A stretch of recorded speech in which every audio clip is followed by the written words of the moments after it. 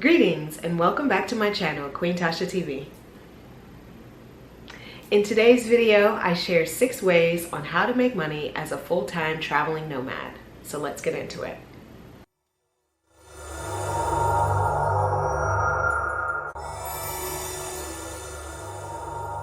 Greetings, I'm Queen Tasha and welcome to my channel, Queen Tasha TV, where I share my very unique and alternative lifestyle from RV life and travel adventures to DIYs, how-tos, healthy living, and sustainability. I want to put a young black face to alternative living and inspire those watching that it's okay to be different and live your own best life.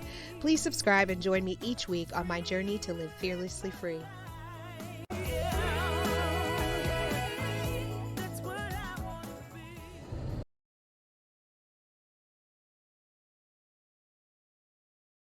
Let's break down the 6 ways that you can make money as a traveling nomad.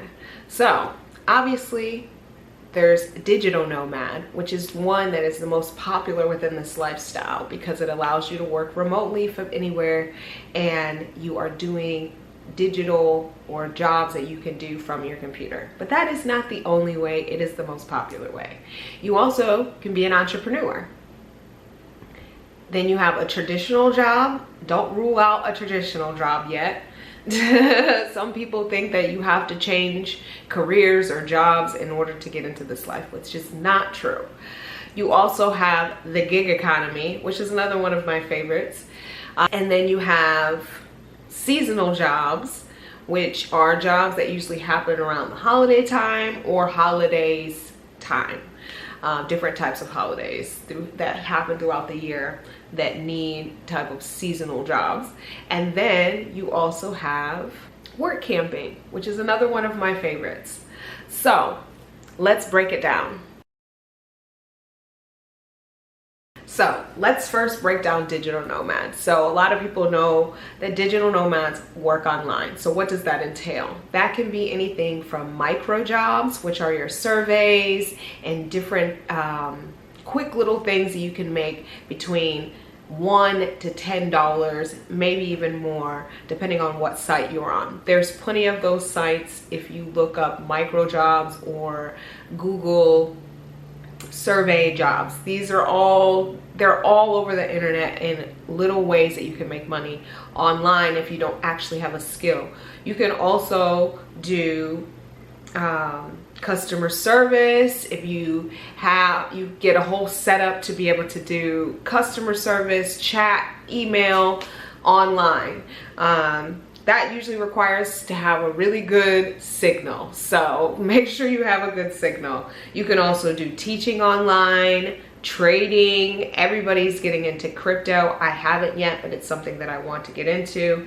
And also content creation. You can be a YouTuber, you can do podcasts, you can do blog. You can also work for any type of company that offers remote work.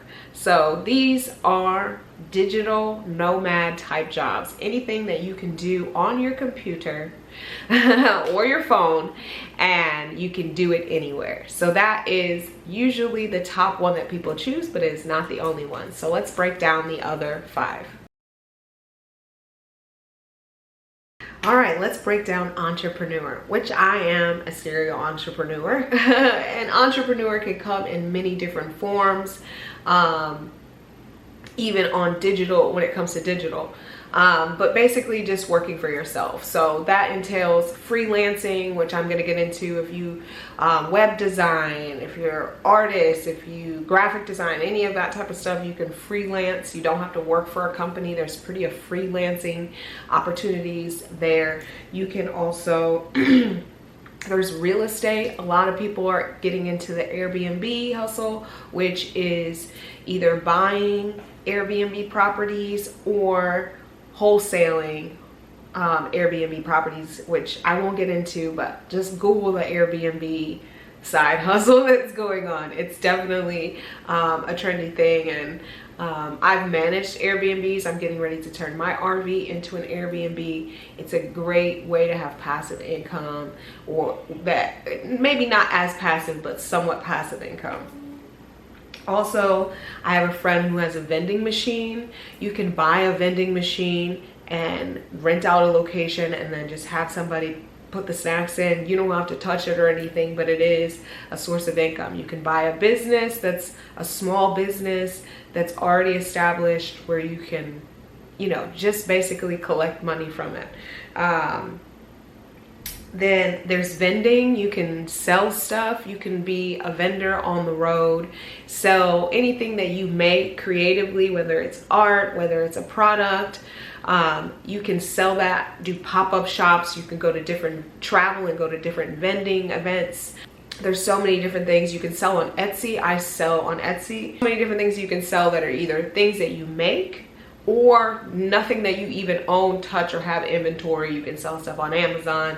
There's so many different entrepreneur businesses that you can get to that are online but also offline. And then lastly, I would say would be like consulting. Consulting is another great entrepreneur thing. If there's something that you have a skill in that you can offer, you can do that on the road. There's so many different things you can consult in. I consult in helping people find RVs and get into RV life.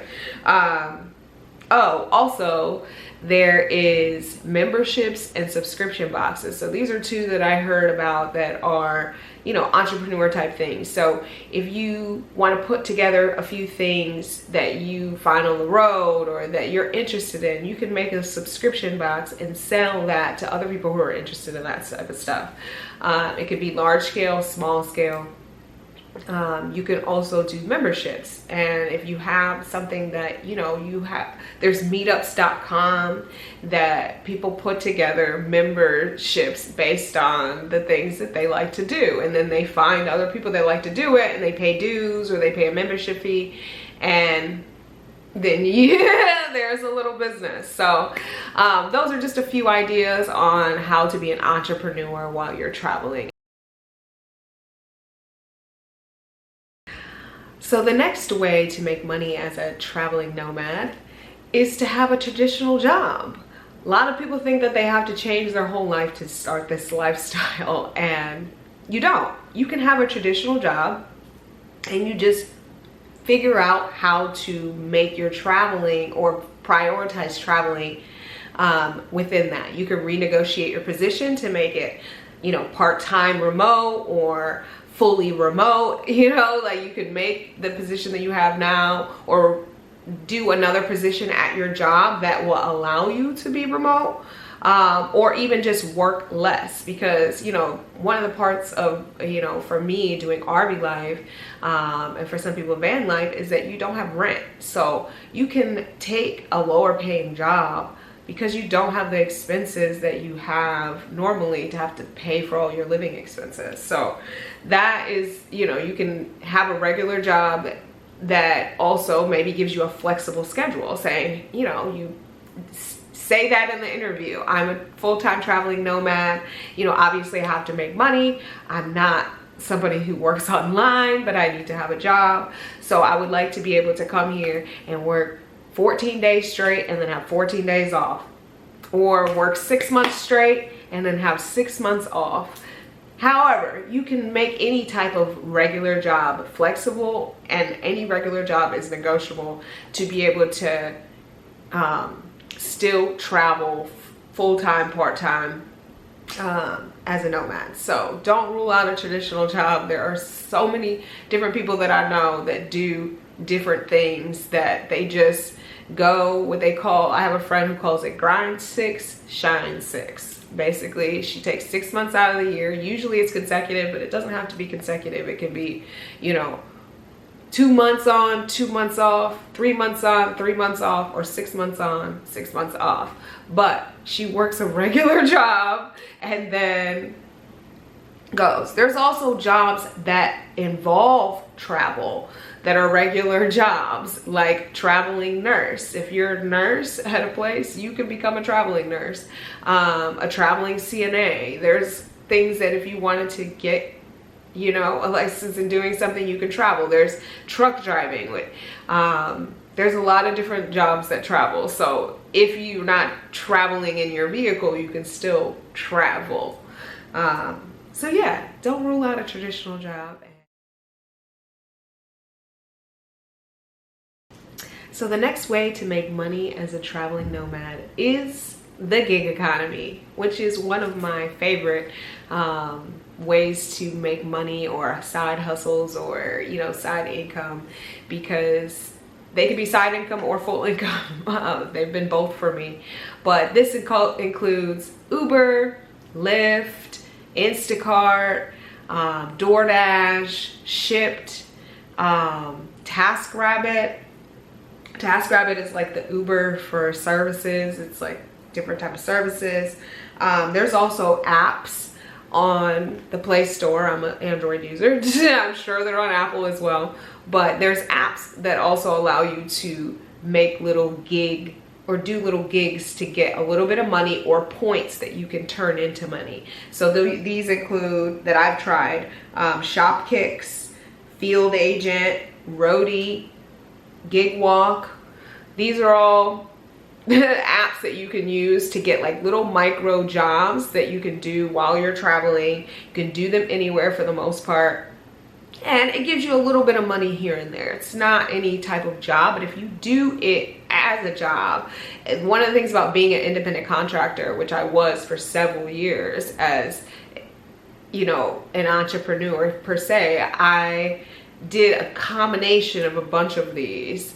One was definitely my bread and butter, which was Uber and Lyft, but I did all of these to make up an income. Now, I lived in a regular place at that time, but before the pandemic, I did Lyft as my winter job in Florida, so that I could have some money for groceries and stuff like that, but it was nothing that I had to do like a lot of, but I did treat it like a regular job, like in the sense of going out, making the money I needed to make, and then being off. But what I love about the gig economy is you get to make your own schedule, and not only make your own schedule, but you get to clock in or clock out whenever you want to, and that is why I love it. But there are plenty of apps online on your phone that you're maybe watching this video with that you can use some of your time to do small gigs to make some money while you're traveling. All right, so let's talk a little bit about the next one, which is seasonal jobs. This also falls in line with the grind 6, shine 6 philosophy, which is seasonal jobs usually pop up where it's like 3-month clusters of a time where you have big box stores that need a lot more employees than they have, but they don't need them forever, just for that big rush of sales that happens during certain times. So you have like the Christmas seasonal time, which starts before Thanksgiving, that goes all into there. There's the Halloween stores that pop up that are only there for like maybe 6 weeks. And there's the fair.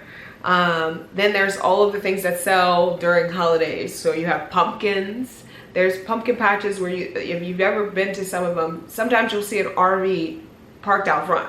That's a seasonal worker. They live there, they stay there, and there's different ways to find these. Sometimes they're on Craigslist, sometimes they're on like the actual job work sites like Indeed and stuff like that.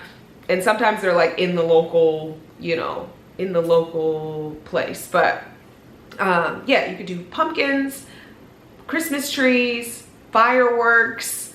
Yeah, there's all these different little seasonal jobs that you can do for 1 month to 3 months, sometimes 6 months, that allow you to make some money, a good chunk of money, because usually you're working like 7 days during that time, maybe 5 or 6, but usually it's like you're just working straight through. There's also the beet harvest, but that's part of a different style. But yeah, there's different ways that you can make like a big chunk of money in like a very short amount of time, where you take your traveling thing, which if you're in a van or an RV, or this works out great because you have somewhere to stay. But you can go to any of these towns that do these things and sign up to sell Christmas trees or whatever. So these are just a couple ideas of seasonal jobs. The big box stores always have seasonal positions open during the holiday season, or the winter holiday season. So yeah, check some of those out.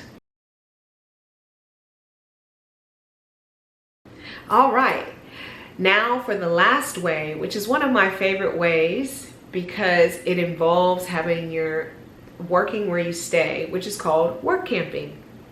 So work camping is basically where you park your rig, your van, your RV, your bus, your box truck on the property or at a property where you will be also working. So this is usually RV parks and campgrounds, but also Amazon has a program called Camper Force, which allows you, they actually give you a stipend for an RV park that they work with that's somewhat close to the warehouse, and then you also just work for Amazon and you get paid $15 an hour to work for Amazon. They have this program, as far as I know, pretty much all year round. They market it more during the winter holiday season, which is when they mostly need it. But it's Amazon. Amazon's always busy. I've known people that worked from July to December. There's some people that work in these towns that it just makes it easier to live and work for free, because most of the time the warehouses they're hiring for are in like towns that they just can't get enough people from the towns to work for Amazon. And so they bring in Camper Force, people that will bring their RV and stay. But some people in those towns take advantage of that and they get an RV, they live for free, and then they work for Amazon. It only makes sense. It only makes sense. I know people that were working there year round. They just lived at the RV park, which you can do, and they worked for Amazon. So, and Amazon is paying $15 an hour. So it is not the most glamorous job, okay? At all. Everything they say about Amazon is definitely true, to an extent, in those warehouses, because I have done that. So yeah, there's Amazon, but also you can find your own work camping positions. I have done barter camping and work camping for the last 3 years of wintering in Florida, and I found those and negotiated those all by myself. So the last one that I did, I was working for a lady who breeds schnauzers. She lived on 2.5 acres. She had 2 campers on her place before. She's had people live on her property and work before. And so when I put my ad on Craigslist, like, she was like, yeah, cool. So she let me park there, and I helped with I was a dog care nurse basically, and helped with the puppies and the moms. And there was a team there. I wasn't the only one there, but I was the only one that lived on the property, and I negotiated that all by myself. So there's other ways to work camp where you can, you know, offer your skills to someone, and either in exchange for free to be able to park, or to get paid and live on their property, whether it's short term or long term. Most of the time I stay for the whole winter. Sometimes I get there late in the winter, but I've stayed from October to May before. So that's how work camping works. There's also ones that you can do, that you can find that are not necessarily a RV park or campground, but they have a hookup for you to come and stay. But sometimes it's like in Colorado they have ski resorts, and some of those people live on the property in some of the rooms, like they have like a dorm room, and then they have some people that come and stay in RVs that can plug up onto their property. So there's plenty of those type of things if you have a rig and you want to work and live where you work. And maybe you have another source of income while you're doing that, but at least you have a stable source coming in and you have a free place to stay, which is like a 2-for-1 in my case. When you can work and get paid and live for free, that's why I'm here. Well, that's all for this video. I hope you got some good ideas from the 6 ways I suggested on how to make money as a full-time nomad. If you want to know how I make money as a full-time nomad, head over to my Patreon, Queen Tasha TV, where I tell the story on how I've made money for the last 4 years as a full-time Army nomad. Comment below if you learned anything new, or if you're a nomad, how you make money on the road. Thank you for watching. Please like, comment, and subscribe. Peace and blessings. I'm out.